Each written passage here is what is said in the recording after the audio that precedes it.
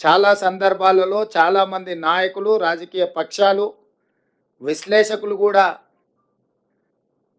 గతంలో ఉన్న పాలకుల యొక్క ప్రకటనలు, నిర్ణయాలను దృష్టిలో పెట్టుకొని కాంగ్రెస్ పార్టీ కూడా అలవి కానీ అమలు చేయలేని హామీలు ఇచ్చిండ్రు అన్నట్టుగా చర్చలు, విశ్లేషణలు చేయడం మొదలుపెట్టిండ్రు. అందుకే ఈ మంత్రివర్గంలో ఇచ్చిన మాట ప్రకారం 2 లక్షల రూపాయల రైతు రుణమాఫీ చేయాలి అని మా మంత్రివర్గం పూర్తి స్థాయిలో విశ్లేషించి, చర్చించి వివిధ బ్యాంకులలో ఉన్న రుణాలకు సంబంధించిన వివరాలు సేకరించి వాటన్నిటిని క్రోడీకరించి ఆ రైతు రుణమాఫీ చెయ్యాలి అని మేము నిర్ణయం తీసుకున్నాం. తెలంగాణ రాష్ట్రం వచ్చిన తర్వాత గత ప్రభుత్వం 2 సార్లు ప్రభుత్వాన్ని ఏర్పాటు చేసినప్పుడు 2014 నుంచి 2018, 2018 నుంచి 2023 వరకు 2014 సంవత్సరంలో మార్చి 31, 2014 తారీఖు వరకు కట్ ఆఫ్ డేట్ తీసుకొని ఆనాటి ప్రభుత్వం రైతు రుణమాఫీ చేస్తే 16,000 కోట్ల రూపాయలు రైతుల ఖాతాలలో వేయడం జరిగింది.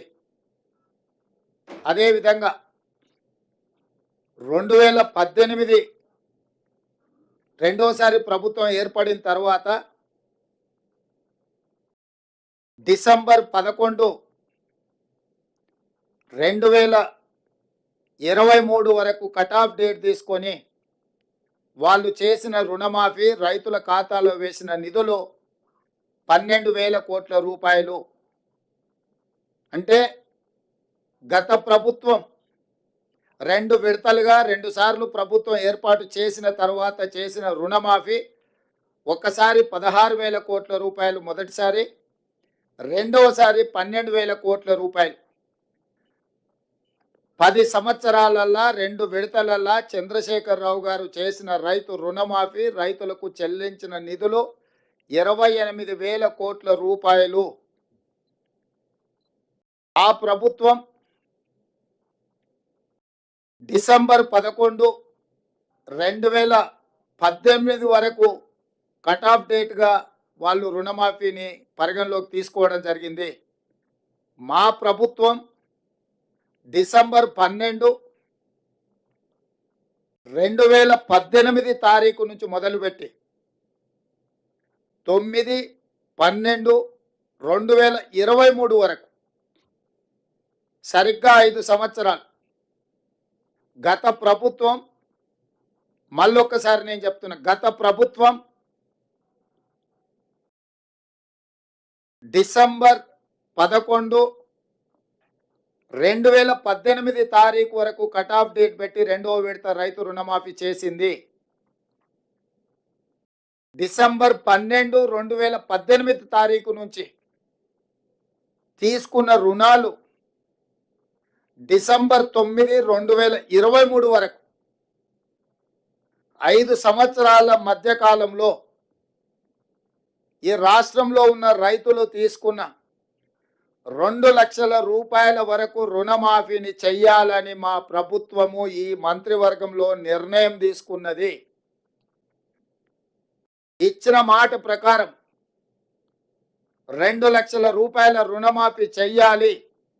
కట్ ఆఫ్ డేట్ 12, 12, 2018 నుంచి 9, 12, 2023 మధ్యకాలంలో రైతులు తీసుకున్న రుణాలను 2 లక్షల రూపాయల వరకు మాఫీ చేయాలని మా మంత్రివర్గంలో మేము నిర్ణయం తీసుకున్నాము. ఈ రుణాలు మాఫీ చేయడానికి దాదాపుగా 31,000 కోట్ల రూపాయలు అవసరం అవుతున్నది. 31,000 కోట్ల రూపాయలను సేకరించి తెలంగాణ రాష్ట్ర రైతాంగానికి రుణముక్తి కల్పించి వ్యవసాయం దండుగ కాదు, వ్యవసాయం పండుగ. ఈ ప్రభుత్వం, ఈ ప్రజాపాలన రైతు సంక్షేమం, రైతు రాజ్యం ఒక సంక్షేమ రాజ్యంగా, అభివృద్ధి రాష్ట్రంగా ముందుకు తీసుకెళ్తామని సంపూర్ణమైన విశ్వాసం, భరోసా కల్పించడానికి ఈరోజు మా మంత్రివర్గం నిర్ణయం తీసుకున్నది. ఆ ప్రకారం ఏకధాటిగా 2 లక్షల రుణమాఫీ చెయ్యాలని మేము నిర్ణయం తీసుకున్నాం. గత ప్రభుత్వం రుణమాఫీ ₹1,00,000 చేస్తామని, 4 విడతలని, వడ్డీలు చెల్లిస్తామని రకరకాల ప్రకటనలు చేసి వాయిదాల మీద వాయిదాలు వేసుకుంటూ రైతులను, వ్యవసాయాన్ని సంక్షోభం వైపు నెట్టేసి రైతుల ఆత్మహత్యలకు కారణమైంది. 10 సంవత్సరాలల్లా ఏ రోజు కూడా వాళ్ళు ఇచ్చిన మాట నిలబెట్టుకోలేదు.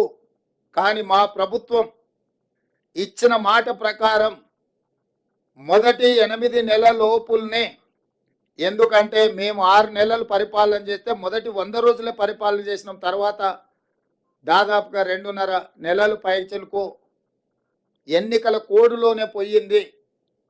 ఇప్పుడే మేము పరిపాలనకు పూనుకున్నాము. అందుకే మేము ఇచ్చిన మాట ప్రకారం ₹2 లక్షల వరకు రైతులకు రుణమాఫీ చెయ్యాలని మా మంత్రివర్గ సహచరులం అందరం ఒక కమిట్మెంట్తోని, ఒక సామాజిక బాధ్యతతోని ఇచ్చిన మాటను నిలబెట్టుకోవడానికి ముందుకు వచ్చినాం. అందుకే మీ ముందు మేమందరం కూర్చొని ఏకతాటి మీద ఏక గొంతుకతో ఈ నిర్ణయం తీసుకొని మీ ముందు ప్రకటన చేస్తున్నాం. అదేవిధంగా రైతు భరోసాకు సంబంధించి చిలువలు పలువలుగా మాట్లాడుకుంటున్నారు. రకరకాల చర్చలు జరుగుతున్నాయి. అనర్హులకు ఇచ్చిందని ఒకరంటారు, నేషనల్ హైవేలో రోడ్లు వేసిన వాటికి ఇచ్చిందని ఇంకొకరంటారు, టాటాలకు బిర్లాలకు ఇచ్చిందని మరొకరంటారు, ఆగర్భ శ్రీమంతులు జూబ్లీహిల్స్లో నివసించే ఫామ్ హౌస్ ఓనర్లకు ఇచ్చిందని ఇంకొకరంటారు, గజ్వేల్లో చంద్రశేఖరరావు గారి ఫామ్ హౌస్ కూడా వారు రైతు భరోసా కింద నిధులు తీసుకున్నాడని మరొకరంటారు. ఇట్లా రకరకాల చర్చలు జరుగుతున్నాయి. కాబట్టి మేము 4 గోడల మధ్యలో మా మంత్రివర్గమే కూర్చొని మేమే మాట్లాడుకొని మేమే విధి విధానాలు ఖరారు చేసి ఏదో నిర్ణయాలు తీసుకోవాలన్న ఆలోచన మాకు లేదు. పారదర్శకంగా భాగస్వాములు అందరితో చర్చించి అందరి సూచనల మేరకు, సలహాల మేరకు రైతు భరోసా పథకాన్ని పారదర్శకంగా నిస్సహాయులకు సహాయం అందించాలని, ప్రభుత్వం యొక్క సంక్షేమము సామాన్యులకు చేరవేయాలని, ఏ ఒక్కరికి కూడా అన్యాయం జరగకుండా ప్రతి వాడికి ప్రభుత్వం యొక్క సంక్షేమ పథకం చేరాలి అని, రైతు భరోసా నిధులు ఖాతాలో పడాలన్న ఆలోచనతోని మా మంత్రివర్గము స్టేక్ హోల్డర్స్ అందరితో చర్చించడానికి ఒక నివేదికను తయారు చేయడానికి మంత్రివర్గ ఉపసంఘాన్ని నియమించినము. దానికి ఆర్థిక మంత్రిగా, ఉప ముఖ్యమంత్రిగా ఉన్న బట్టి విక్రమార్క గారు నాయకత్వం వహిస్తారు. వారితో పాటు వ్యవసాయ శాఖ మంత్రి తుమ్మల నాగేశ్వరరావు గారు, అదేవిధంగా మా ఎలక్షన్ మేనిఫెస్టో కమిటీ చైర్మన్, ఎందుకంటే ఎన్నికల్లో మేము ఇచ్చిన హామీలు వివిధ జిల్లాలు, వివిధ ప్రాంతాలలో పర్యటించి ప్రజల యొక్క సూచనలు, సలహాలు పరిగణలోకి తీసుకొని ఎన్నికల మేనిఫెస్టోని తయారు చేసిన సహచర మంత్రివర్యులు శ్రీధర్ బాబు గారిని, అదేవిధంగా రెవెన్యూ శాఖ మంత్రి పొంగులేటి శ్రీనివాసరెడ్డి గారిని కమిటీలో సభ్యులుగా చేర్చడం జరిగింది. ఈరోజు రైతు భరోసా విధి విధానాలను ఖరారు చేయడానికి రైతు సంఘాలను, రైతు కూలీ సంఘాలను, రాజకీయ పార్టీలను, వివిధ వర్గాల నుంచి సలహాలు, సూచనలు తీసుకొని విధి విధానాలు ఖరారు చేసి పారదర్శకంగా ప్రజలకు వివరించే విధానపరమైన నిర్ణయం తీసుకోవడానికి రైతు భరోసా కోసము మంత్రివర్గ ఉపసంఘాన్ని నియమించినము. బట్టి విక్రమార్క గారు, తుమ్మల నాగేశ్వరరావు గారు, శ్రీధర్ బాబు గారు, పొంగులేటి శ్రీనివాసరెడ్డి గారు అందరితో చర్చించి జూలై 15 తారీఖు లోపల ప్రభుత్వానికి నివేదికను అందించడం జరుగుతుంది. ఆ నివేదికను రాబోయే బడ్జెట్ సమావేశాలలో శాసనసభలో ప్రవేశపెట్టి అందరి శాసనసభ్యుల యొక్క అభిప్రాయం తీసుకొని భవిష్యత్ కార్యాచరణను, రైతు భరోసా విధి విధానాలను నిర్ధారించి ఆ నియమ నిబంధనల మేరకు అర్హులైన ప్రతి ఒక్కరికి రైతు భరోసా పథకాన్ని అమలు చేయాలని మా మంత్రివర్గం నిర్ణయం తీసుకున్నది. ఈ విషయాలు కూడా మీ ద్వారా రాష్ట్ర రైతాంగానికి మేము చెప్పదలుచుకున్నాము. మా ప్రభుత్వం జవాబుదారీతనంగా పనిచేయాలనుకుంటుంది. పారదర్శకంగా ప్రజల ముందు మా విధి విధానాలను పెట్టి ముందుకు నడవాలనుకుంటున్నాము. ఇక మూడవ అంశం, వివిధ పత్రికలల్లో టీవీలల్లో కొన్ని పొలిటికల్ పార్టీ ఓన్డ్ మీడియా కూడా రకరకాల రాద్ధాంతాలు విషయాలను చిల్వలు పలువలు చేసి లేదా ప్రభుత్వం మీద అపోహలు కలిగించడానికి లేదా ఎక్కడనో సమావేశాలలో ఉన్న మంత్రులనో ఎమ్మెల్యేలనో లేని వార్తల్ని ప్రశ్నల రూపంలో వాళ్ళని అడిగి వాళ్ళతో ఏదో ఒకటి మాట్లాడించి దానికి ప్రచారం కల్పించి ప్రభుత్వం యొక్క ప్రతిష్ట దెబ్బతీయాలని ప్రయత్నం చేస్తున్నారు. అందుకు గాను మంత్రివర్గ నిర్ణయాలు కానీ ప్రభుత్వ పరిపాలనకు సంబంధించిన అంశాలను మీడియా మిత్రులకు బ్రీఫింగ్ చేయడానికి మంత్రివర్గం నుంచి 2 అధికార ప్రతినిధులుగా 2 మంత్రులను నియమిస్తున్నాము. దానికి శ్రీధర్ బాబు గారు మిత్రుడు, పొంగులేటి శ్రీనివాసరెడ్డి గారు బాధ్యత తీసుకుంటారు. మీడియా మిత్రులకు నా సూచన, మీకు ఎలాంటి ప్రభుత్వానికి సంబంధించిన అంశాలు కావచ్చు, వివరాలు కావచ్చు, అపోహలు కావచ్చు, మీకు సమాచారం కావాలంటే దానికి సంబంధించి శ్రీధర్ బాబు గారు, పొంగులేటి శ్రీనివాసరెడ్డి గారు ఎప్పుడు మీడియా మిత్రులకు అందుబాటులో ఉంటారు. వారిద్దరిచ్చే సమాచారమే అధికారిక సమాచారము. మీరు ఏది పడితే అది ఎట్లా పడితే అట్లా ఊహించుకోవడానికి కానీ, ఖాయించుకోవడానికి కానీ, రాయించుకోవడానికి కానీ, చూయించుకోవడానికి కానీ అవకాశం లేకుండా పకడ్బందీగా ప్రభుత్వం ఈ నిర్ణయం తీసుకున్నది.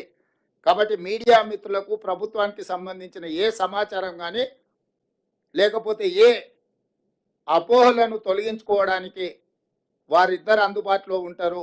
మా ప్రభుత్వం పక్షాన పరిపాలనకు సంబంధించి మీకు ఏ వివరణ కావాలన్నా 2 మంత్రులు అందుబాటులో ఉంటారు. కాబట్టి ఇక నుంచి మీకు ఏదైనా సమాచారం అవసరమైతే ఆ 2 మంత్రులను సంప్రదించాల్సిందిగా మీడియా మిత్రులకు నేను తెలియజేస్తున్నా. ఇక రాజకీయాలు అంటారా, రాజకీయాలకు సంబంధించి ఏ నాయకుడైనా మాట్లాడతాడు, ఏ మంత్రి అయినా మాట్లాడతారు. దానికి దీనికి సంబంధం లేదు. ప్రభుత్వం పరిపాలనకు సంబంధించి నిర్దిష్టంగా శ్రీధర్ బాబు గారు, పొంగులేటి శ్రీనివాసరెడ్డి గారు స్పందిస్తారు. మిగతా విషయాలు ఏదంటే సంబంధిత శాఖ మంత్రులు వాళ్ళ శాఖలకు సంబంధించిన వివరణలు కానీ వివరాలు కానీ మీకు అందిస్తారు.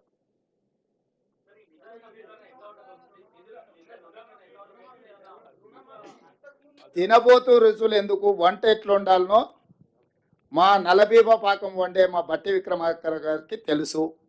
మీరు ఒకటే గుర్తుపెట్టుకోండి, రైతులకు ఇచ్చిన మాట ప్రకారం రుణమాఫీ చేసి తీరుతాము. దీనికి సంబంధించి మీకు శశబిషలు అక్కర్లేదు. స్పష్టంగా మీకు చెప్తున్న విధి విధానాలు, నిధుల సేకరణ ప్రభుత్వం బాధ్యత, ఆర్థిక మంత్రి బాధ్యత. మీకేమైనా ఇంకా లోతుగా వివరాలు కావాలన్నా, వివరణ కావాలన్నా ప్రత్యేకంగా ఆర్థిక మంత్రి, ఉప ముఖ్యమంత్రి బట్టి విక్రమార్క గారిని మీరు నిస్సందేహంగా సంప్రదించవచ్చు.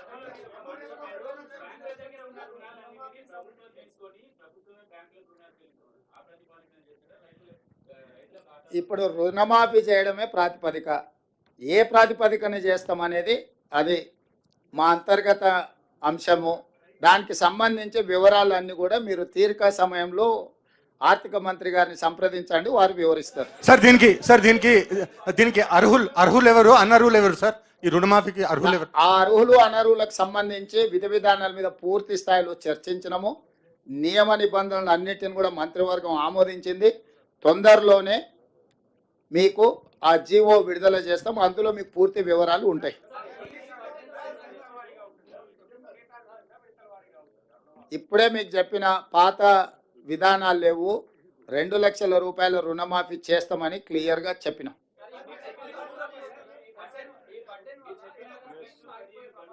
గడువు లోపల చేయడానికే కదా ఇదంతా. చారి గారు 5 సంవత్సరాలు ఆయనలాగా చేయాలంటే ఇంత హడావిడిగా, ఇంత అర్జెంటుగా, ఇంత పకడ్బందీగా మంత్రివర్గ సమావేశం పెట్టడం, మేమందరం వచ్చి కూర్చోవడం, మీకు వివరణ ఇచ్చడం, ఒకవేళ అంతకంటే కొంచెం ముందు ఇస్తే మీకు ఏమైనా అభ్యంతరమా?